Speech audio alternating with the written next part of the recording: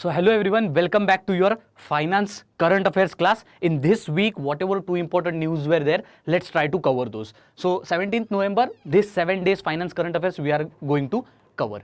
Let's first start with our important news today, as you all would be knowing, incremental cash reserve ratio. Okay, so before discussing directly into the topic, what is it all about, what are the things which we are going to discuss today, let's first understand what is this news about, why incremental cash reserve ratio is there. For example, many RBI aspirants are there. Okay, बहुत सारे RBI aspirants रहेंगे, इन्होंने cash reserve ratio तो सुना होगा कि cash reserve ratio होता क्या है, पर अब इंक्रीमेंटल कैश रिजर्व रेशियो एक नई चीज सुन के कभी कभार कैंडिडेट्स बहुत कंफ्यूज्ड हो जाते हैं. ओके, सो इसीलिए it's a very good topic that why don't we cover this incremental cash reserve ratio and also understand some of the important aspects which are associated surrounding to this particular news. एक बार news देखते हैं कि क्या properly यहाँ पर दिया गया है. The Reserve Bank of India RBI has announced a plan to slowly phase out incremental cash reserve ratio in response to changing liquidity conditions.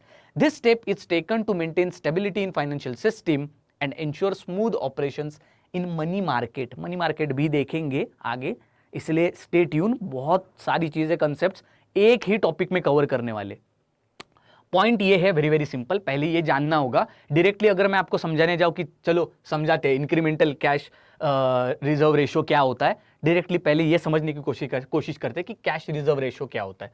सो सबको डेफिनेशन तो पता ही होगा. Cash reserve ratio is defined as a particular minimum amount of deposit that needs to be maintained as a reserve by any commercial bank in India according to the requirement of RBI.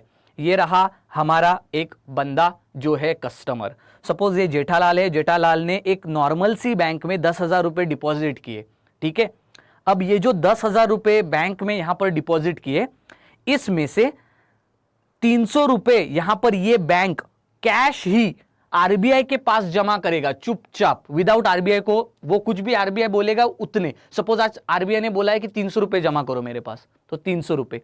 अगर कल बोलते 500 रुपए, अगर कल बोलते 1000 रुपए, तो 1000 रुपए भी.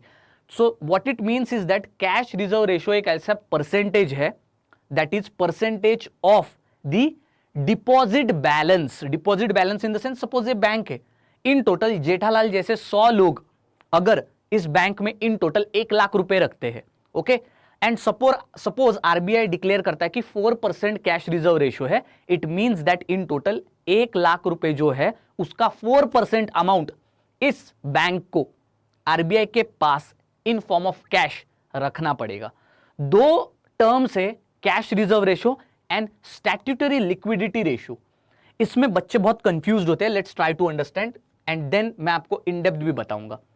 Cash reserve ratio and statutory liquidity ratio अगर मैं इजीली बताऊं आपको, कैश रिजर्व रेशियो एक ऐसी स्टेट है जहां पर percentage of the banks money is kept with the RBI. Simple, आपके घर पर अंकल आए, अंकल ने 1000 रुपए आपको, जस्ट छोटा बच्चा है इसलिए दे दिए, उसमें से 500 रुपए आपकी मम्मी ने खुद के पास रख दिए और 500 रुपए खुद तुमको देके कहा कि अब जा ये 500 रुपए खर्च कर, ये 500 तेरे मैं सेव करके रखती हूं, तेरे लिए ही रखूंगी लेकिन सेव करके रखती हूं. आपकी मम्मी यहां पर आरबीआई है और जो आप हो of course that is bank. SLR अगर हम बात करें, SLR is not like this. SLR ऐसा है कि अंकल घर पे आए, स्टैट्यूटरी लिक्विडिटी रेशियो, बैंक में लिक्विड कुछ ना कुछ कैश पैसा खुद का एक सेपरेट होना चाहिए बैंक के पास, वरना कल बैंक रन सिचुएशन हो सकता है. Bank run in the sense, बहुत सारे कस्टमर्स बैंक के दरवाजे पे आके बोल सकते हैं that we don't trust on your banking institution, हमें हमारे सारे पैसे रिटर्न चाहिए. अब आपको पता ही होगा deposits in bank are nothing but liabilities. Bank को कभी ना कभी वो रिटर्न देने ही है, विथ इंटरेस्ट देने, राइट. सो इस वजह से पॉइंट ये होता है कि बैंक के पास कुछ एक्स्ट्रा सम होनी चाहिए लिक्विड, कि कल अगर बहुत सारे लोग आते हैं तो उसमें से वो पैसे रिटर्न दे सके, बैंक रन सिचुएशन ना हो. So the bank doesn't runs out of money, that's the point. So SLR, statutory liquidity ratio, bank अपने पास कुछ लिक्विड मनी ऑफ कोर्स रखेगा. सो अंकल आपके घर पे आए, उन्होंने 1000 रुपए आपके हाथ में दिए, इस बार मम्मी के हाथ में नहीं दिए. आपने उस 1000 रुपए में से 500 रुपए खर्च करने के लिए निकाले, ठीक है, और बचे हुए 500 रुपए जो थे वो आपने पिगी बैंक में डाले, नहीं तो आपने जो बचे हुए 500 रुपए थे उसमें से आपने खुद के लिए कुछ शर्ट ले लिया या फिर खुद के लिए एक बैट ले ली, whatever. So here statutory liquidity ratio is nothing but percentage of again your whatever your deposit balance is there, which is again net time and demand liability, that is NTDL. Okay, net demand time liability in form of liquid assets as specified by RBI. Simple. Statutory liquidity ratio is nothing but एक ऐसा extra पैसा जो कि इधर इन form of cash, gold या फिर government securities bank अपने पास रख सकती है. जरूरी नहीं है SLR RBI के पास रखा जाए, लेकिन CRR आपको RBI के पास ही रखना पड़ेगा. अब मैं बताता हूं, CRR is the percentage, total bank ने जितना भी पैसा जमा किया है डिपॉजिट बैलेंस, उसका RBI परसेंटेज. सिमिलरली SLR भी is percentage. For example CRR 4.5%, 4 to 5-6% CRR होता है. सिमिलरली SLR भी वैसे ही परसेंटेज में होता है. दूसरी बात, रिजर्व फॉर्म कैश, और यहां पर SLR का रिजर्व फॉर्म क्या होता है? Gold, government securities etcetera. अगर आप इफेक्ट देखो तो CRR क्यों रखा जाता है? ऑलवेज रिमेंबर, सपोज हर बैंक के पास एक्स्ट्रा पैसा अगर जमा है, ओके, तो कल ऐसी सिचुएशन हो सकती है that, always remember, through CRR and SLR RBI can control the total flow of money in the financial market. ठीक है, तो कैसे, मैं आपको बताता हूं. जेठालाल है, जेठालाल ने बैंक ऑफ बड़ौदा में 10,000 रुपए जमा किए. बैंक ऑफ बड़ौदा ने 4.5% 10,000 के RBI के पास जमा कर दिए. ठीक है, सब कुछ सही चल रहा है. अब हुआ ये कि मार्केट में बहुत सारा पैसा फ्लो होने लगा. मतलब क्या, जेठालाल ज्यादा जो भी हमारे उसके इलेक्ट्रॉनिक्स है वो बेच के और पैसा कमाने लगा. ठीक है, उसके पास बहुत सारा और पैसा आने लगा, इसीलिए बैंक भी बहुत ज्यादा लोन देने लगा. तो उससे मार्केट में इन्फ्लेशन होने लगा. ठीक है, ज्यादा पैसा मार्केट में तो इन्फ्लेशन ऑफकोर्स ज्यादा. अगर इन्फ्लेशन ज्यादा हो रहा है, if inflation is increasing, the bank, of course RBI is responsible through its monetary policy stance to control the inflation. तो RBI क्या करेगा? RBI बोलेगा CRR का रेट बढ़ा दो, 4% से लेकर 10% कर दो. जस्ट एग्जांपल, तो जो जेठालाल ने 10,000 रुपीज दिए थे फर्स्ट केस में जब इन्फ्लेशन नहीं था, only 4% of that 10,000, okay, that is only 4,000, okay, that 4,000 rupees और 400, okay. So that whatever money is there, 4%, okay, 4,000, that will 4% that will go to the RBI, okay. पर अब market में inflation आ गया है, तो इसलिए RBI ने क्या किया? CRR का परसेंटेज इंक्रीज कर दिया. तो 4% से 10% कर दिया. सो 10% इन द सेंस नाउ वन, पहले 400 रुपए ही, 10,000 में से 400 रुपए RBI के पास जा रहे थे. अब जैसे ही RBI ने 4% से 10% कर दिया, तो अब जेठालाल के जो पैसे बैंक में 10,000 दिए थे उसमें से 1,000 रुपए RBI को चले जाएंगे. So what RBI is doing is that it is sucking the money from the bank. So whenever the RBI will suck the money from the bank, what will happen? Less money would be available at the bank. Less money will be available at the bank. Automatically, those banks cannot lend more money, and therefore inflation would be controlled. Always remember, through CRR, RBI tries to control excess money flow by sucking it with itself. Similarly, in SLR, it helps to meeting out the unexpected demand of the depositors by selling the bonds. It's nothing but bank run की situation मैंने जो बताई SLR के context में, कि कहीं पर अगर कोई अनफॉर्चुनेट इंसिडेंट्स की वजह से अगर बैंक के ऊपर से भरोसा उठ गया और सारे डिपॉजिटर्स बोलने लगे हमें हमारा पैसा रिटर्न दे दो, तो उस वक्त पर ये SLR बेच के वो पैसा रिटर्न दिया जा सकता है. Rest of the things are very very easy to understand. Liquidity कभी भी कंट्रोल करने के लिए CRR है एंड क्रेडिट ग्रोथ के लिए SLR है. This is the basic thing. Now let's understand. यहां पर CRR देख सकते हो. CRR is nothing but to control monetary policy stance. इसका मतलब bank 4%, 4.5%, any percentage, it is cash reserve ratio which RBI के पास वो cash in form of cash रखता है. अब ये जो 4% है, ये जो 4 to 5% या फिर 6%, what ever that percentage is, it is based on the deposit balance of the bank. Suppose bank में 10 करोड़ रुपए, 1 करोड़ रुपए, 1 लाख रुपए, उसका 4%, उसका 5%, उसका 6%. And that deposit balance is nothing but of course net demand time liabilities. ठीक है, ये तो आपको पता ही होगा. Net demand time liabilities, it is nothing but term deposits. Term deposit in the sense पैसे डाल दिए आपने, 10 साल के बाद आपको पैसे कितने मिलेंगे, ये वाले पैसे, और आपके नॉर्मल डिपॉजिट्स, ये पकड़ के आपके नेट डिमांड टाइम लाइबिलिटीज हो जाते हैं. अब ये जो आपका CRR होता है उसको मैक्सिमम और मिनिमम लिमिट नहीं है. इसका मतलब क्या है? आरबीआई इसको 0% भी रख सकती है, आरबीआई इसको 100% भी रख सकती है। Do you understand what does it mean? It means that RBI अगर कल चाहे तो जेठालाल ने जो 10,000 रुपए बैंक में रखे हैं, आरबीआई अगर चाहे based on the inflation in the market उसमें से 1 रुपया भी ले सकती है, चाहिए तो 0 रुपया भी ले सकती है, चाहिए तो 10,000 के 10,000 भी ले सकती है खुद के पास। So there is no maximum और minimum limit. Now we understood what is CRR. CRR is always mentioned in your RBI act of 1934। फिर अब आईसीआरआर क्या है? It is nothing but incremental cash reserve ratio. ये CRR जैसा ही होता है। For example it is same as CRR with 4.4 to 5% CRR होता है, लेकिन incremental cash reserve ratio CRR से कभी भी ज्यादा होता है, and that is why the word incremental. This incremental part, for example incremental cash reserve ratio is 10%। अभी डिमोनेटाइजेशन 2016 में हुआ था, अभी 2000 के नोट्स भी यहां पर आपको पता होगा बैन हो गए थे, उसके बाद ही immediately incremental cash reserve ratio RBI ने एनफोर्स किया था। अब याद रखना, कभी भी मार्केट में बहुत ज्यादा किसी भी सिचुएशन की वजह से एक्स्ट्रा पैसे अगर आ जाते हैं तो RBI incremental cash reserve ratio लाता है, ताकि एक्स्ट्रा जो भी with in 2 to 3 months extra जो पैसा मार्केट में फैल रहा है उसको फट से आरबीआई खींच सके, suck it and control the inflation.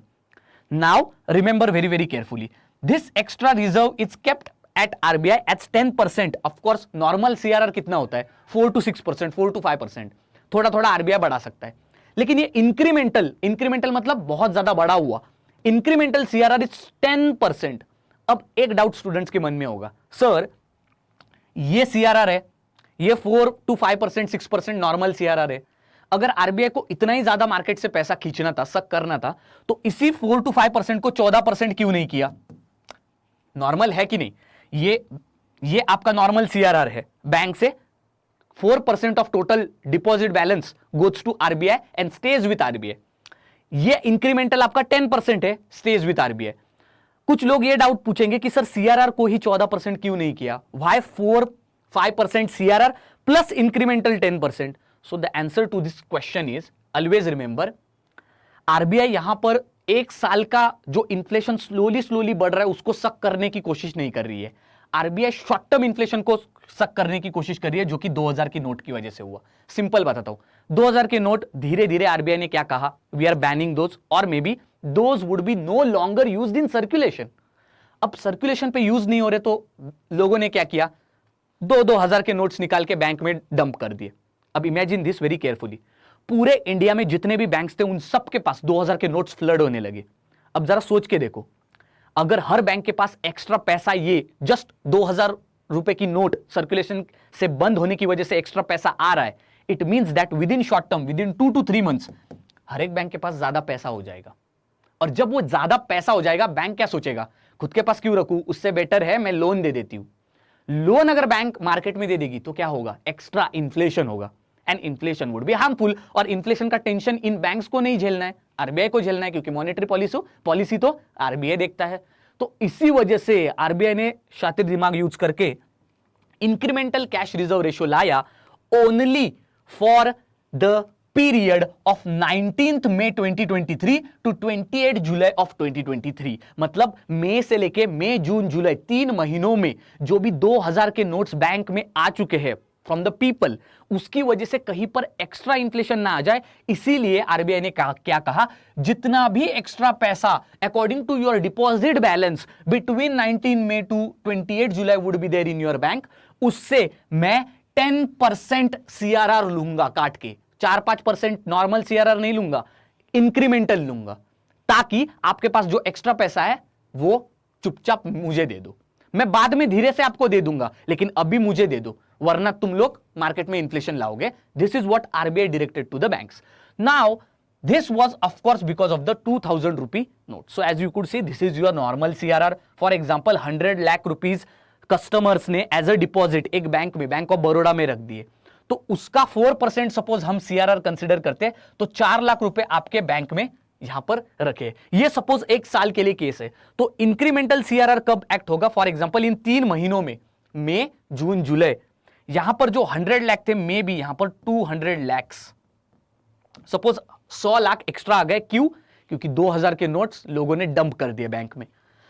अब इसमें 10%, इस पर 10% लगेगा, 4% नहीं लगेगा। क्यों लगेगा? क्योंकि यहां पर है incremental CRR, not normal CRR. तो 200 लाख का 10% अगर आप निकालोगे तो almost as you could see 20 lakh rupees यहां पर आरबीआई के पास एक्स्ट्रा पैसा चला जाएगा, जो कि ये 20 लाख रुपए शायद से मार्केट में इन्फ्लेशन हो सकता था, तो वो आरबीआई ने सक कर दिया। So this was the only difference between incremental CRR and normal CRR. I hope you get it. It is incremental CRR is nothing but again RBI's instrument only to control the money, but for temporarily purpose, for because of the unfortunate incidents or maybe of the unfortunate situation that extra money has come up in the market. Okay, so simple सी चीज है, surplus liquidity को control करने के लिए Indian banking system में RBI ने ICRR लाया था।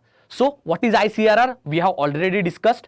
सिंपल सी बात है कि हमारा जो डिपॉजिट बैलेंस है या फिर नेट डिमांड टाइम लायबिलिटीज है, okay, according to that incremental cash reserve ratio is nothing but a extra deposit extra reserve of cash which bank has to keep, okay, near RBI only for temporary period. Okay, this means that bank have to keep even more cash with RBI, the flow of money and provide safety net through the rough times, and RBI it is a temporary measure. अब RBI ने क्या decision लिया? What is the news about? RBI ने कहा है कि यार ये इंक्रीमेंटल कैश रिजर्व रेशियो था ना 10% का, अब हम ना इसको बंद करेंगे, लेट्स स्टॉप इट, क्योंकि जितनी मार्केट में इन्फ्लेशन हो रही थी 2000 के नोट की वजह से, हमने पूरे वो पैसे को खींच लिया हमारे पास, it is with us now, that money we will give the banks in phased manner, so we are returning the money in phase wise manner, क्योंकि एक साथ अगर फट से दे दिए तो फिर से बैंक्स चालाक है, बैंक क्या करेंगे, हाँ इमीडिएटली दे दो और वही पैसा फिर लोन में दे देंगे, फिर से मार्केट में inflation. So that is why RBI said that कि पहला थोड़ा सा पैसा हम सितंबर 9 को देंगे, फिर हम सितंबर 23 को थोड़ा पैसा देंगे, और फिर हम अक्टूबर 7 को थोड़ा पैसा देंगे।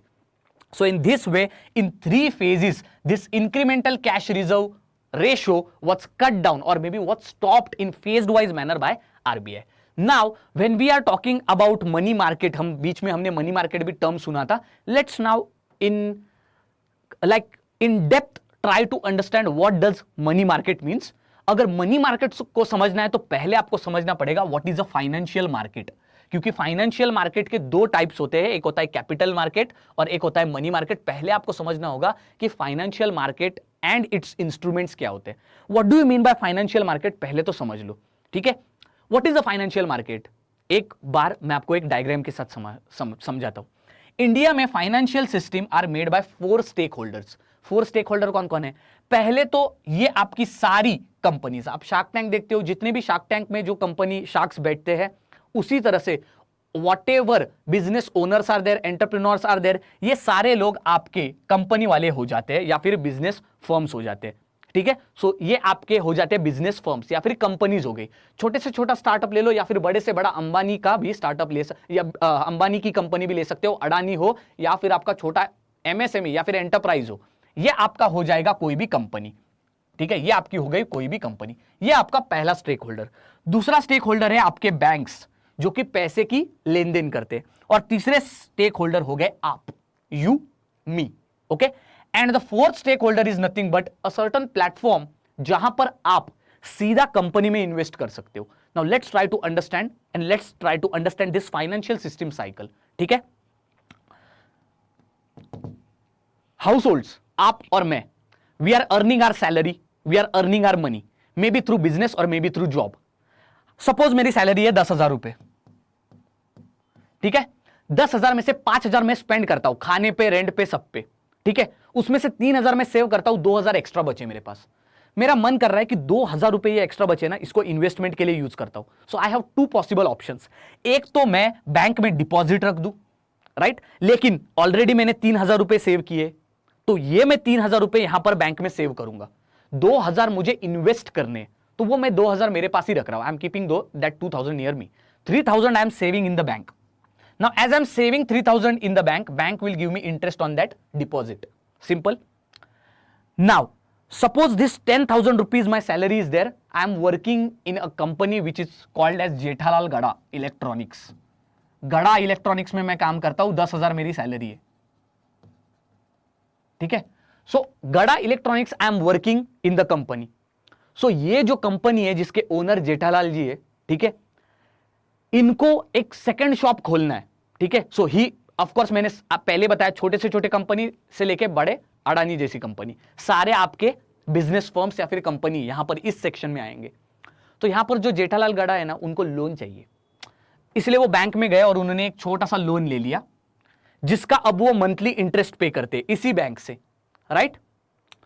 अब देखो कैसे, शायद से इन 10,000 रुपीज में से जो मैंने सेविंग में यहां पर पैसे डाले, शायद से उसी पैसे में से कुछ पैसे जेठालाल जी के लिए भी लोन में चले गए हैं। Okay, right. So this is how your money is rotated in overall systems. लेकिन अभी तो हमने आधा ही डिस्कशन किया है, अब आगे देखो।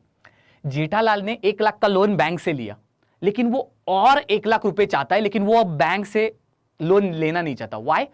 ही फील्स दैट बैंक से जो लोन है ना, बैंक को इंटरेस्ट देते देते ज्यादा इंटरेस्ट हो जाएगा अगर 2 लाख का लोन लेता हूं। सो रैदर देन दैट, जेठालाल कहता है कि नया जो मेरा शॉप मैं खोल रहा हूं ना, उसके मैं शेयर्स बेचता हूं। सो इसीलिए वो सेबी में, बॉम्बे स्टॉक एक्सचेंज में अपने शेयर बेच देता है, ठीक है।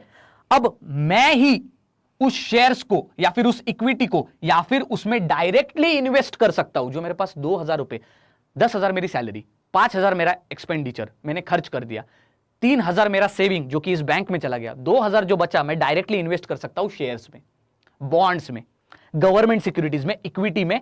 यहां पर मैं एग्जांपल ले रहा हूं कि मैं जेठालाल की कंपनी के ही शेयर खरीद लेता हूं 2,000 के। अब देखो, मैंने डिपॉजिट में जो पैसा गया वो भी जेठालाल के लिए गया, ठीक है, थोड़ा सा कुछ ना कुछ तो गया ही होगा ऑफ कोर्स। यहां पर मैंने डायरेक्टली जेठालाल की कंपनी में इन्वेस्ट किया, राइट।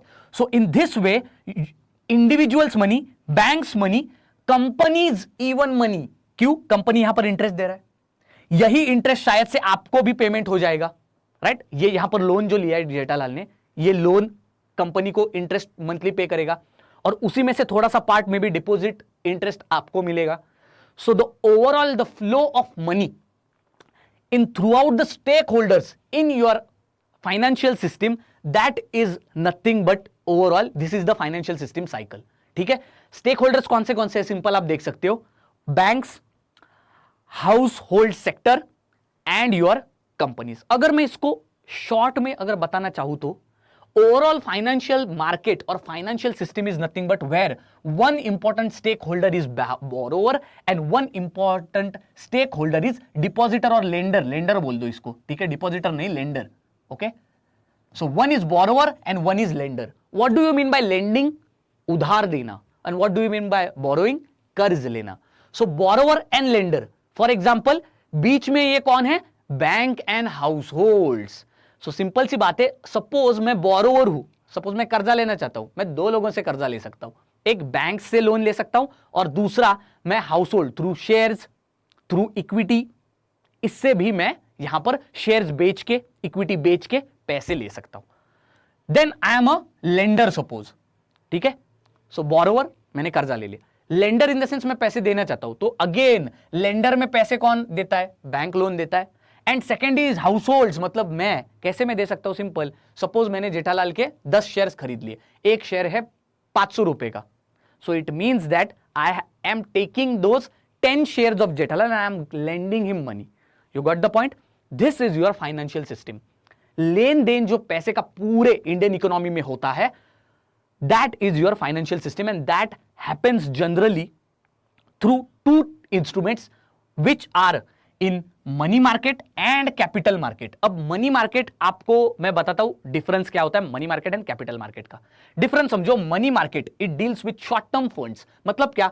थोड़े टाइम के लिए ही आप पैसे की लेन देन कर रहे हो, only with in 1 year, that is deals with short term funds, that is your money market. And capital market is nothing but which deals with long term funds और लॉन्ग टर्म मनी, ज्यादा देर के लिए लेन then करना। For example capital market, नाम से ही पता लगता है। What do you mean by capital formation? Capital formation मतलब लॉन्ग टर्म के लिए किसी भी कैपिटल, आप इधर इंफ्रास्ट्रक्चर, गुड्स या फिर मनी क्रिएशन में बहुत लंबे टाइम के लिए पैसे आप इन्वेस्ट कर रहे हो या फिर लेन देन ट्रांजेक्शन में इन्वॉल्व हो।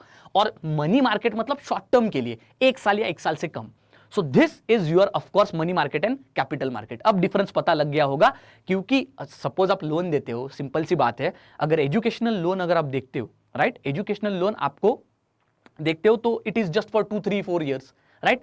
बट सिमिलरली अगर आप रोड के लिए, अगर आप बड़े ब्रिज के लिए सपोज लोन लेते हो, तो of course it's for 20 years 30 years, right? So in this way two types of market or lending systems are there. One is money market, one is capital market based on short term and long term lending. Simple सी बात है, ज्यादा complicate नहीं करेंगे इसको. Participants देखो, आपके short term market में कौन रहेंगे? Banks, even house holds, NBFC, chit funds etcetera. Where as जो कैपिटल मार्केट्स होते हैं, जो लॉन्ग टर्म में हम इन्वेस्ट करते हैं, इधर भी सेम ही होंगे, but here stock brokers, individuals, mutual funds, okay, financial institutions, तो ये सारी स्टेक होल्डर्स होंगे. So here when you see money market is nothing but short term पे जो आप लोन ले रहे हो, and capital market is nothing but long term के लिए ले रहे हो. इतना ही आप समझ लो तो बहुत ज्यादा, मतलब बहुत ज्यादा है. ओके, नाउ मनी मार्केट में बहुत सारे आपके फंड्स है और इंस्ट्रूमेंट्स है. These are like treasury bills, commercial paper, bills of exchange, certificates of deposit. Whereas capital market में आपको तो पता ही होगा, share, debentures, bonds, government securities. Okay, now let us discuss in depth about money market. मैंने money market का पहले बताया, it is a part of financial market और financial system where here easily you can trade with the financial tools for short term duration. कभी भी market में आप easily suppose किसी को कर्ज दे सकते हो, कर्ज ले सकते हो, उसको हम मनी मार्केट कहते हैं, याद रखना. और कभी भी आप लॉन्ग टर्म के लिए एक बार पैसे डालने के बाद इमीडिएटली आप नहीं कर सकते, उसको आप कभी भी कैपिटल मार्केट कहते हो. सो it is a quick loan space. आप फट से लोन दे सकते हो या ले सकते हो. अब इसके बहुत सारे एग्जांपल्स या फिर इंस्ट्रूमेंट्स है, एक one by one we will see. First is commercial paper. Paper, commercial paper word, हम वर्ड एसोसिएशन से भी मीनिंग जान सकते हैं. एक तो यह है कि it is a short term debt instrument issued by companies to raise the funds generally for a time period of 1 year. Simple सी बात है, सपोज मैं एक कंपनी हूं और आप एक कंपनी हो, आप एक कंपनी, मैं एक कंपनी, ठीक है. Suppose you want to take some money, okay, you want to either borrow some money और may be if you want to buy some capital goods और may be any type of product, ठीक है, कोई तो सामान आपको खरीदना है, उसके लिए आपको पैसा चाहिए, तो जो उधारी में मैं पैसा दूंगा आपको, it would be only backed by a certain paper, agreement type. और उस एग्रीमेंट, जो भी हम paper, commercial paper, it is nothing but पैसे के लिए एग्रीमेंट कर रहे हैं हम. सिंपल, आप साइन करोगे एग्रीमेंट पे, मैं साइन करूंगा, लेकिन it is unsecured money market instrument. मतलब क्या? आरबीआई की कोई भी स्टैंप नहीं लगेगा उसके ऊपर, कोई भी थर्ड पार्टी नहीं रहेगी, बस हम दोनों के बीच में रहेगा. So money which has been in the lending or maybe borrowing just only as a unsecured money market instrument in form of paper agreement. ठीक है, आप एग्रीमेंट कर रहे हो, ऐसे इमेजिन करो कमर्शियल पेपर. कमर्शियल पेपर के बाद होता है कमर्शियल बिल्स. कमर्शियल बिल्स मतलब बिल्स आपको पता होगा, these are also called as trade bills.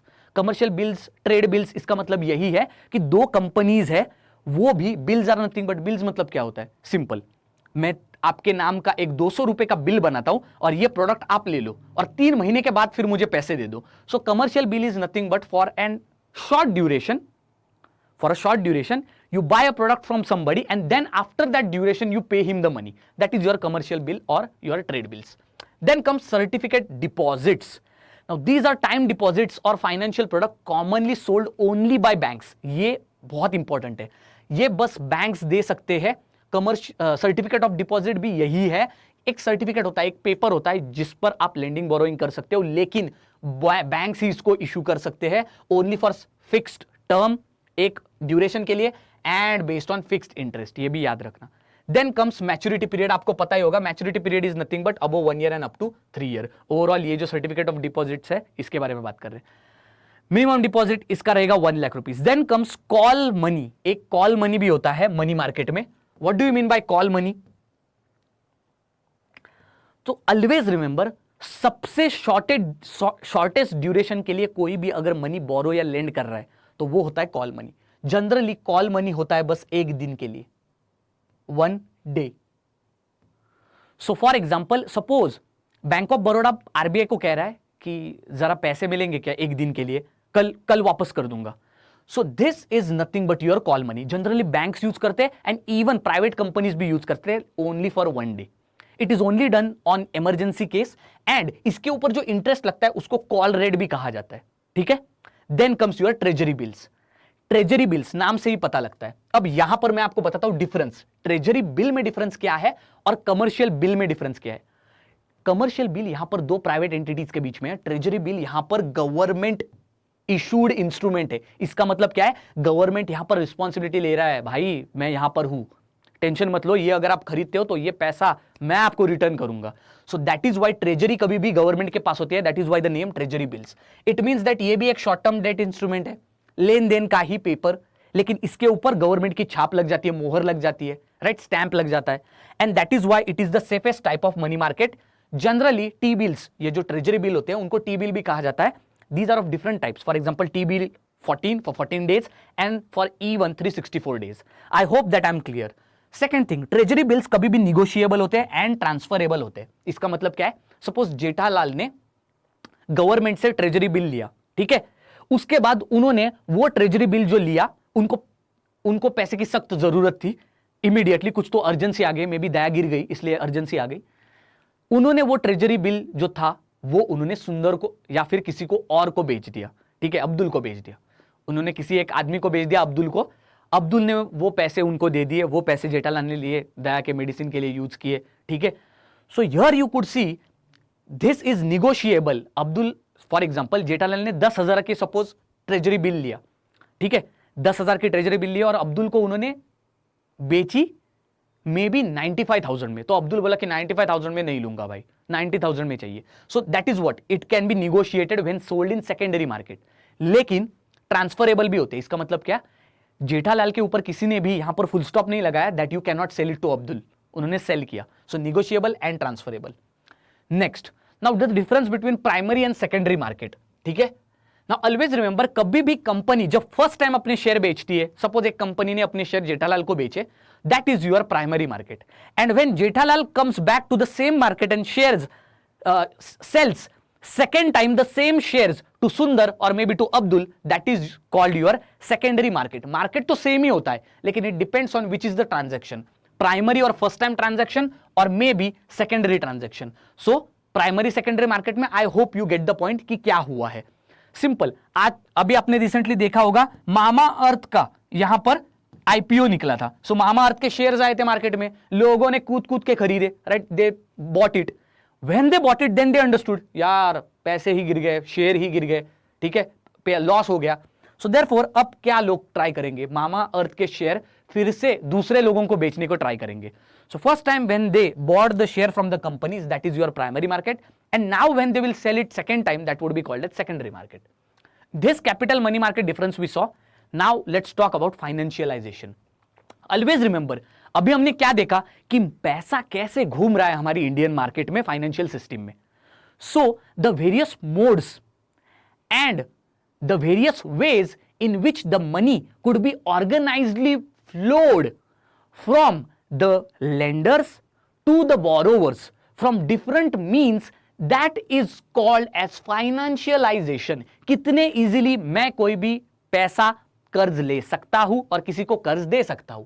So it is a fancy term जो कि न्यूज़पेपर में बहुत देखा जाता है, पर इसका मीनिंग एकदम सिंपल है, that how many moves around in the market. मैंने आपको पहले ही बोला कि आपने सपोज 100 रुपए भी बैंक में अगर आपने डिपॉजिट किए, तो उसमें से जो आपको इंटरेस्ट मिलेगा, उसमें जो आपने डिपॉजिट दिया है उसमें से शायद 100 में से 50 रुपए किसी को एज ए लोन जा सकते हैं, और वो जो लोन का इंटरेस्ट देगा उसमें से इंटरेस्ट आपको रिटर्न मिल सकता है, ठीक है। So money, once you put the money in the bank, into the financial system और market, it flows completely with all the stake holders.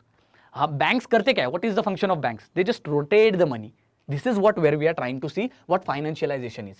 So it is nothing but using certain financial tools and making this lending practices, जो लेन then है पैसे की, वो बहुत ही easy करनी है to the trade things like goods and services for money. So you can easily turn what you own and money you make into more organized system. Simple सी बात है, अगर ज्यादा फाइनेंशियलाइजेशन होगा तो ज्यादा पैसा हाथ में रहेगा, अगर ज्यादा पैसा हाथ में रहेगा तो ज्यादा पैसा मैं इन्वेस्ट करूंगा, प्रोड्यूस करूंगा और खर्च भी करूंगा।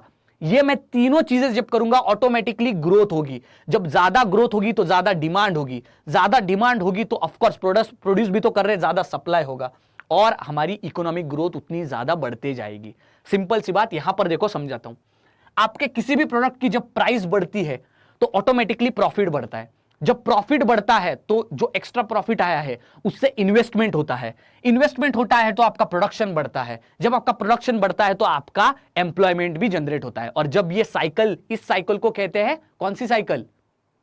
This is a good economic cycle. Okay, so this is a good economic cycle. So this economic cycle, इससे क्या मिलता है हमको? Growth, economic growth and development. Similarly, now this we talked about a good economic cycle. Now what is a vicious economic cycle? Vicious मतलब बुरी, bad economic cycle। जब prices आपके गिर जाते हैं तो प्रॉफिट भी कम हो जाता है। जब प्रॉफिट कम हो जाता है तो ओनर्स या फिर बिजनेसमैन जो है, फॉर एग्जांपल जेठालाल, प्रॉफिट कम हो गया तो वो क्या ट्राई करेंगे? बागा को जॉब से निकाल लेता हूं ताकि मुझे बागा की सैलरी ना देना पड़े और मुझे प्रॉफिट मिले। So when the profit decreases, businessmen want to increase their production by cost cutting. When they do cost cutting, it is nothing but they lay offs, they remove the people from employment. So this is how, this is the vicious cycle and this is your virtuous cycle. Virtuous cycle means good cycle of economy, vicious cycle is bad cycle of economy. अब देखो, यही जो पूरा हमने बात की है, this is nothing but the engine of engine which runs the Indian economy. यही इंजन है जो इंडियन इकोनॉमी को रन करता है। सो यहां पर आप देख सकते हो, यू कुड सी हियर, मैंने एक ग्राफ निकाला है। सो सिंपल देखो, यही जो मैंने कहा है, प्राइस बढ़ना, प्रॉफिट बढ़ना, प्रोडक्शन बढ़ना, एम्प्लॉयमेंट बढ़ना, ग्रोथ होना, ये यहां पर आप देख सकते हो इंडिया की ग्रोथ ऐसे बढ़ती जाती है। This increase in growth, that phase is called as expansionary phase. Okay, but when it reaches to a particular point, this top point, this particular peak, this is called as crest in economic cycle. Okay, so it is called as crest. After reaching the crest or the top point, there is very high chance that the contractionary phase starts. So नीचे ये जो graph जा रहा है इसको contraction कहते हैं। थोड़ा कॉन्ट्रैक्शन जाने के बाद जो लोएस्ट पॉइंट रिसीव होता है उसको हम ट्रफ कहते हैं। ट्रफ के बाद अगर फिर से इकोनॉमी इंक्रीज हुई तो उसको हम रिकवरी कहते हैं। सो जो नीचे के पॉइंट देख सकते हो आप, these are nothing but the points of depression और recession and these upper points are nothing but points of growth और डेवलपमेंट। अब सिंपल मैं बात बताता हूं, आप बोलोगे सर हर हमेशा हम ऊपर क्यों नहीं जाते, हर हमेशा हम नीचे ही क्यों नहीं जाते, हम ऐसे ही क्यों हो रहे हैं? Just because of this two boxes which I have shown you. Simple, look at it.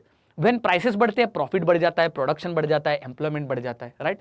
कभी कभार यहां पर एक्सटर्नल फैक्टर्स भी वर्क करते हैं, for example demand, supply, inflation, even employment, जिसकी वजह से आपका ये जो प्राइसेस इंक्रीज होना है ये हर हमेशा इंक्रीज ही नहीं होंगे। So therefore after reaching the peak sometimes prices will drop. When they drop again you could see vicious cycle हो गई। विशियस साइकिल मतलब इकोनॉमी नीचे जाना, तो दैट्स व्हाई इकोनॉमी नीचे गई। लेकिन अगेन व्हेन गवर्नमेंट, यहां पर आरबीआई है, गवर्नमेंट है, दोनों इंस्टीट्यूशंस फिर से यहां पर डिफरेंट इंस्ट्रूमेंट्स यूज करके they try to again push the economy. जब वो पुश करते हैं तो फिर से इकोनॉमिक रिकवरी होती है। इस तरह से overall if you see the economic cycle, whatever we are calling, it is an graph which goes up and down and that is why it is called as trough and crest economic cycle. Trough and crest मतलब ऊपर नीचे जाता रहता है। अब यहां पर मैं आपको बताता हूं, सपोज ये आपके बहुत सारे क्रेस्ट आने लगे, क्रेस्ट मतलब लोअर पॉइंट बहुत ज्यादा आने लगे, हमारा ऐसा ग्राफ नहीं जा रहा है, ऐसे लोअर पॉइंट जाना रहा है, इसका मतलब क्या है, हमारी जो इकोनॉमी है इट इज इन डिप्रेशन और रिसेशन। सपोज हम ऊपर ही रहने लगे, we are at the crest only, not troughs but we are in the crest, हम ऊपर ही है, इसका मतलब क्या है, we are increasing, our growth is there, it is happening exponentially, इस तरह से। लेकिन ऑफ कोर्स आइडियल सिचुएशन कभी नहीं होते, किसी भी कंट्री की एक्सपोनेंशियल ग्रोथ नहीं होती है, ऐसे ही होती है through growth, that is expansion, contraction, recovery, expansion, contraction, recovery, इस तरह से होती है। Now let's try to understand कि ऐसा क्यों होता है, एक्सपांशन के बाद कॉन्ट्रैक्शन या फिर डिपिंग डाउन क्यों होता है, क्यों? क्योंकि as I told you, prices हमारी जो वर्चुअस साइकिल है जिससे हमारी इकोनॉमी बूम हो जाती है, but when economy booms up still कुछ कंसर्न होते। क्या है ये concern? Let's try to understand. India की केस स्टडी देखते हैं, why economic growth after expansion sometimes we contract. First is economy grows her full potential, so over heating is the concern. कभी भी कोई भी इकोनॉमी जब नीचे से शुरू करके अपने पीक तक पहुंचती है तब कभी भी किसी भी इकोनॉमी में ओवर हीटिंग होती है। What do you mean by over heating?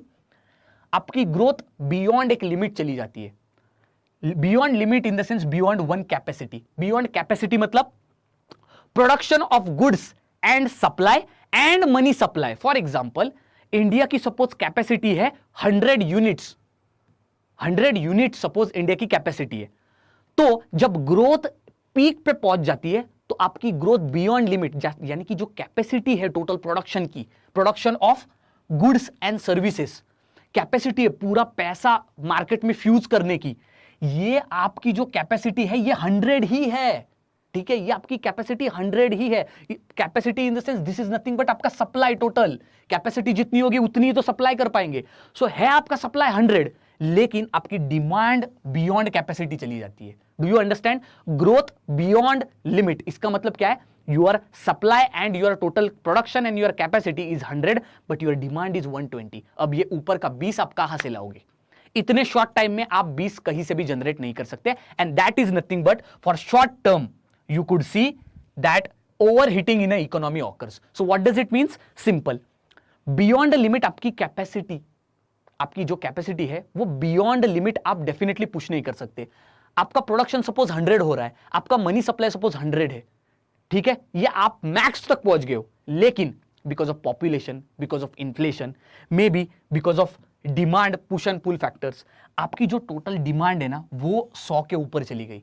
अब सप्लाई 100 है और डिमांड 120 है, इंबैलेंस हो गया ना.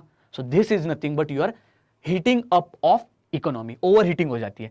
Then it's pent up demand like situation. So for example, आपने कोविड के बाद देखा होगा, कोविड के बाद इमीडिएटली हमारी डिमांड्स बहुत ज्यादा बढ़ने लगी. सो दिस इज हाउ, है तो 100 की कैपेसिटी लेकिन 120 फट से कैसे बढ़ने लगी? Maybe population, maybe कोविड-19 के बाद लोग बाहर आके खुले में खर्च करने लगे. Second thing, festive season. इस बार की अगर बात करें तो festive season is very very important for increasing your total demand and of course you are going beyond capacity. Then is high inflation. कभी भी याद रखना, ग्रोथ तब तक बढ़ते जाती है जब तक inflation is in controlled manner. When inflation goes beyond a particular point, what happens is that everything becomes expensive. When everything becomes expensive, nobody will try to buy, right? Nobody will try to buy and nobody will try to spend. When they will not try to spend, what do you mean by it? कोई भी खर्चा नहीं करने की कोशिश करेगा. So they will not spend, they will try to save. And when economy or the people who are in economy, they try to save more, lower the expenditure, lower the investment because of high savings. And when high savings is there, lower investment, lower expenditure. So फिर आपका economy का चक्का fast कैसे चलेगा? क्योंकि investment और expenditure के ऊपर ही आपके प्राइस की प्रॉफिटेबिलिटी और प्रोडक्शन की प्रॉफिटेबिलिटी डिपेंड होगी, राइट? अगर आपके इन्फ्लेशन की वजह से प्राइसेस बढ़ने लगे, ऑटोमेटिकली लोग सेविंग ज्यादा करेंगे, राइट? इन्वेस्टमेंट आपकी कम हो जाएगी, आपका एक्सपेंडिचर कम हो जाएगा. जब एक्सपेंडिचर कम हो जाएगा, प्रॉफिट कम हो जाएगा. आपके प्राइसेस ऑफ कोर्स हाई है तो आपका प्रॉफिट कम हो गया, प्रोडक्शन आपका कम हो गया. ऑटोमेटिकली जो एक वर्चुअस साइकिल थी वो ऑटोमेटिकली विशियस साइकिल हो गई जस्ट एक इन्फ्लेशन की वजह से. आपको समझा? It's very very simple. तो इस तरह से these are the problematic situation in the financialisation in India. Second, savings are out. मैंने पहले बताया था, जब इन्फ्लेशन बढ़ जाता है ऑटोमेटिकली लोग सेविंग ज्यादा कर लेते. अरे बहुत महंगाई है, पहले भाई बचत करो, ठीक है? ऑटोमेटिकली जैसे बचत करना स्टार्ट कर देते, investment down, your whatever we are spending, okay, so expenditure that also goes down. Once expenditure and investment goes down, production goes down, profit goes down, employment goes down, growth goes down. So this is how inflation affects. That is why inflation you have to control. Then is laying off in our total work culture and economic shocks also. Some economic shocks also we have got. These are the hiccups which are problematic in your financialization. Now, total अगर आप देखते हो, this is your economic cycle और business cycle, जो कि मैंने पहले ही कहा. इंडिया में अगर हम देखें, यहां पर आप देख सकते हो, economy is expanding as credit growth is increasing. Expand होना मतलब यहां पर आपका एक्सपांशनरी फेज, पहला फेज आपका होता है एक्सपांशनरी फेज. इस एक्सपांशनरी फेज के बाद आप पहुंचते हो एक पीक पर. उस पॉइंट को कहते हैं second phase, that is peak phase. अब पीक फेज पे आप कभी भी पहुंचोगे तब आपको you will face the hiccups. What are the hiccups? Over heating, high inflation, savings out, laying off, unemployment, etc., etc., extra demand. So in this way, what will happen? A virtuous cycle of economy will be converted into vicious and therefore contraction. Dip होना start हो जाता है। अब जब dip होना start हो जाता है, we reach at the lowest point and that is your fourth phase, that is your depression. लेकिन डिप्रेशन आने के बाद यहां पर दो लोग बहुत इंपॉर्टेंट काम करते हैं, एक है आरबीआई, एक है गवर्नमेंट। सो आरबीआई क्या करती है? Again by using its monetary policy instruments as well as other operation instruments, RBI क्या करती है? It flows the money into the market ताकि वो इकोनॉमी को पुश कर सके। तो आरबीआई यहां पर it acts like a clutch and it starts again the engine of your Indian economy. और फिर से हम ऊपर चले जाते हैं। This is how cyclic the economic growth is, और इसीलिए इसको इकोनॉमिक साइकिल कहते हैं। ठीक है, सो इन दिस वे ओवरऑल मैंने एक्सप्लेन कर दिया फाइनेंशियलाइजेशन को। अब आरबीआई के जो हमारे डेप्यूटी गवर्नर है, उन्होंने ये कहा है कि फाइनेंशियलाइजेशन में because of the hiccups which we are seeing in the financialization, that is why we have to follow the 5M framework. वो ये कह रहे हैं कि सर्टनली कोई भी इकोनॉमी जब ऊपर जाती है तो वो नीचे भी आएगी, लेकिन वो बहुत ही नीचे ना जाए। इसको कंट्रोल करने के लिए, to control the contractionary phase, there is 5M framework, and that 5M is nothing but measurement, monitoring, management, mitigation and migration. So for example, first measurement is nothing but आप जितने भी आपके पास इंस्ट्रूमेंट्स है, may be example देता हूं मैं, monetary policy stance हो गया आपका, you try to measure that what are the accurate things which are correct, which are wrong, which could be controlled for maintaining the growth and stability. So suppose we are at expansionary phase, then control this and maintain them in such a way that we remain in expansionary phase. Suppose we are falling from the peak into contractionary phase, then again try to reinstate the Indian economy and push it again back into the expansionary phase. So measurement is measuring all the important aspects and accurate whatever the instruments are there. Then is monitoring. Monitoring मतलब हमारे Indian financial systems के जो stake holders है, banks, companies, इनके पास जो भी यहां पर उनका जो फंक्शन है, whatever their transaction is, always check it. So regulation and supervision, इसके बारे में यहां पर मॉनिटरिंग में बात की है। सो मे बी बैंक्स के कंटेक्स्ट में their NPAs, their prompt corrective action, their internal audit, their LOU accounts. Then is management. For example किसी भी बैंक में कितने एनपीएस है, कितने स्ट्रेस्ड एसेट्स है, कितने रिस्क वेटेड एसेट्स है, पीसीए फ्रेमवर्क कितना स्ट्रांग है किसी बैंक का। Then is mitigation, trying to recover the total NPAs by reducing the interest rate of the interest rate to the customers. Vijay Mallya, Nirav Modi. So overall अगर हम इनकी बात करें, these have nothing but they have taken the money and it's a huge loss for banks, right. उसी पैसे, वो huge loss of bank मतलब किसका पैसा गया है? ऑफ कोर्स लोगों का पैसा गया है, right. So bring that money back again, that is mitigation. अगर कोई भी फ्रॉड हुआ, एनपीए हुआ, रिस्क वेटेड एसेट्स अगर यहां पर प्रॉब्लमेटिक हुए, other than that in total if any bank goes in loss or maybe it's not in good financial condition, at that time mitigation is nothing but उस bank की वजह से जो problem हुआ है, it should not create a domino effect on the overall financial system.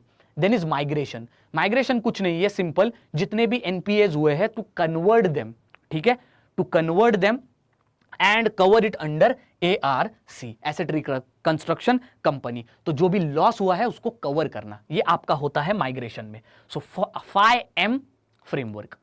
अब बात करते हैं जो LOU अकाउंट्स है, that is letter of understanding. What is this letter of understanding? एक बेसिक सा कंसेप्ट है। LOU अकाउंट्स किसी को पता नहीं होगा तो बता दूंगा, सिंपल सी बात है। LOU, MOU तो आपको पता ही होगा, मेमोरेंडम ऑफ अंडरस्टैंडिंग, जो गवर्नमेंट्स के बीच में होता है। Similarly letter of understanding is issued by an overseas import for payment. A bank while issues LOU can pay the interest or principal for client unconditionally. So LOU क्या है? Simple, suppose SBI यहां पर है, ठीक है, और foreign में एक बैंक है, ठीक है, तो LOU is nothing but a certificate which guarantees, एक सर्टिफिकेट है जो गारंटी करता है कि फॉरेन में कोई भी इंडियन सिटीजन कोई भी चीज खरीद सकता है या फिर किसी को भी पेमेंट कर सकता है टेम्पररीली थ्रू दिस सर्टिफिकेट। तो इसका जो गारंटी है वो कौन ले रहा है? ऑफ कोर्स हमारी इंडिया की एसबीआई ले रही है। So therefore letter of undertaking is nothing but, of course आपको उसके लिए पीएनबी स्कैम मालूम होना चाहिए, that is Nirav Modi scam. सो एक बार देख लेते हैं लेटर ऑफ अंडरटेकिंग क्या होता है, ठीक है। सो लेटर ऑफ अंडरटेकिंग समझने के लिए आपको 3 अकाउंट समझने की जरूरत है। एक होता है नोस्ट्रो, वोस्ट्रो और लोरो, ठीक है। अब नोस्ट्रो अकाउंट की जब मैं बात करता हूं, it is that account where Indian bank account which is in your foreign to issue credit to a Indian company, ठीक है। जेठालाल का भाई है सुंदर, सुंदर यूएसए में जाके बैठ गया, ठीक है। जेठालाल यहां पर इंडिया में बैठा है और एसबीआई में जेठालाल का अकाउंट है। एसबीआई का एक अकाउंट जो कि यूनाइटेड स्टेट्स की एक मे बी अमेरिकन बैंक में है, ठीक है।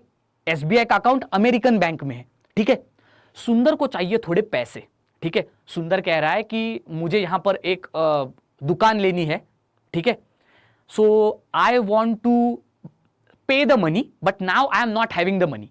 सो देयरफॉर इंडिया की एसबीआई अमेरिकन बैंक को एक लेटर ऑफ अंडरस्टैंडिंग एलओयू देती है, letter of undertaking, letter of undertaking देती है दैट वो जो सुंदर है ना उसको आप पैसा दे दो, जरा हम आपको गारंटी देते हैं, ये लो पेपर, उसको पैसा दे दो ताकि वो फॉरेन में कोई भी क्या दे सके, एक दुकान खोल सके। तो अमेरिकन बैंक कहता है कि आप गारंटी दे रहे हो तो जल्दी से हमको एलओयू भेजो, लेटर ऑफ अंडरटेकिंग। तो फिर एसबीआई भेज देती है लेटर ऑफ अंडरटेकिंग, क्योंकि एसबीआई का अकाउंट अमेरिकन बैंक में। This is nothing but your nostro account, ठीक है। सो ये जो नोस्ट्रो अकाउंट है it is nothing but SBI जो हमारी भारतीय धरती पे है, इंडिया की इंडियन लैंड पे है, उसका एक अकाउंट अमेरिकन बैंक में है। So it is in foreign bank and from that foreign account it is issuing credit to Sundar, that is your nostro. इसका अपोजिट होता है vostro account. Suppose American bank का अकाउंट सपोज एसबीआई में है यहां पर, ठीक है, और डेविड बेकम नाम का एक फॉरेनर इंडिया में आता है और एसबीआई को कहता है थोड़ा लोन दोगे क्या, मुझे यहां पर कुछ खरीदना था। एसबीआई कहेगा कि आपके पास अकाउंट भी नहीं है तो मैं कैसे दूं। तो डेविड बेकम कहता है कि अमेरिकन बैंक का अकाउंट मेरा है तो आप मुझे पैसे दे दो। तो फिर अमेरिकन बैंक एसबीआई को कहती है कि आप प्लीज डेविड को लोन दे दो, ये लो मैं देता हूं आपको letter of undertaking. And then SBI कहता है ठीक है आपने गारंटी दी तो दे ही देते हैं डेविड को। इन this way whenever domestic and foreign banks are involved, in spite that they are not having presence in their domestic or foreign land, they can still issue the credit to the people. This is nothing but nostro and vostro account, and loro क्या होता है, combination of both, ठीक है। इतना ही काफी है, अगर और इसमें डिटेल्ड हम नेक्स्ट टाइम कभी जाएंगे। Next is the scheme related to RBI integrated ombudsman scheme of 2021। So overall launch year इसका था 2021, अभी फिर से ये न्यूज में थी, ठीक है। थीम क्या है, वन नेशन वन ओम्बड्समन। ये नाम पहले ओम्बड्समन क्या होता है वो पहले हमें देखना होगा। द ऑब्जेक्टिव क्या है यहां पर, कोई भी कस्टमर की कंप्लेंट हो, कोई भी कस्टमर का ग्रीवियंस हो, कोई भी कस्टमर के साथ कुछ भी गलत हुआ हो, then that should be resolve. सही है, ये रेजोल्यूशन अगर हम आरबीआई को ही देते हैं, so at that time if the same person, ठीक है, अगर सेम पर्सन, सपोज आप किसी भी एग्जाम हॉल में, सपोज आप एग्जाम लिख रहे हो, ठीक है, और आपके मे बी फैमिली मेंबर्स ही वहां पर एग्जामिनर है, तो वो तो आपको कॉपी करने के लिए दे देंगे, right.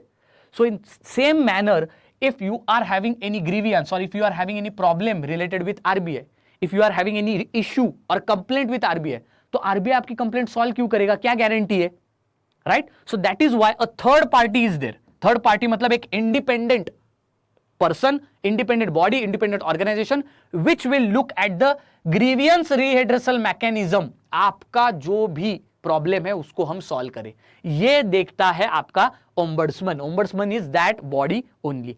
So, for example, issues which are related to debit cards, mobile, electronic bank, okay, any fraud, etc., etc. All the scheduled commercial banks, regional banks, scheduled primary cooperative banks are also covered under the scheme. अब बात करते हैं alternate grievance redressal की। जब हम बात करते हैं, सो अल्टरनेट ग्रीवियंस, ग्रीवियंस मतलब कुछ भी शिकायत, रिड्रेसल मतलब शिकायत का सॉल्यूशन प्रोवाइड करना, and alternate in the sense of course what are the different schemes, okay, so these are the different schemes which are under this AGR. Now RBI, what it is doing, RBI comprises of RBI Ombudsman, Consumer Educational Protection Cells and CEPD, these three organizations, okay, which look after all your complaints and its solutions. What is ombudsman? As I told you, it is a government official who is responsible for addressing all the complaints of the public which are against that public organization. For example, RBI, कोई भी bank, इससे related कोई भी अगर complaint हो तो आपका जो आरबीआई ओम्बड्समैन है वो आपके बैंक का कोई भी कंप्लेंट आपकी सॉल्व करेगा, ठीक है, and that also within stipulated time. The concept has been evolve from Sweden, ठीक है. Here in India, ombudsman is appointed to address grievances of specific sectors like insurance, income tax, and banking. Ombudsman, somebody who settles the disputes, somebody who settles the grievances, somebody who settles the problems, somebody who settles your complaint. That is called as ombudsman. Okay, so overall, this is the ombudsman which you are talking about. Now, what is RBI doing? RBI ने क्या किया है? 3 ombudsman scheme थे RBI की. एक थी 2006 की, एक थी 2018 की NBFCs के लिए, और एक थी डिजिटल ट्रांजैक्शंस की. इन तीनों को कंबाइन किया है under RBI integrated ombudsman scheme of 2021. This is nothing but amalgamation, bringing 3 schemes together. Okay, so overall why do we need such scheme? Of course, कितने लोग हैं, कस्टमर्स है, जिनके कितने सारे प्रॉब्लम्स है बैंक के related. It may be any problem, it may be anything grievance, it may be related to any complaint which are not resolved by any bank, even by RBI. So therefore ombudsman comes as a third party to solve those. Okay, so ombudsman comes as a third party. ठीक है.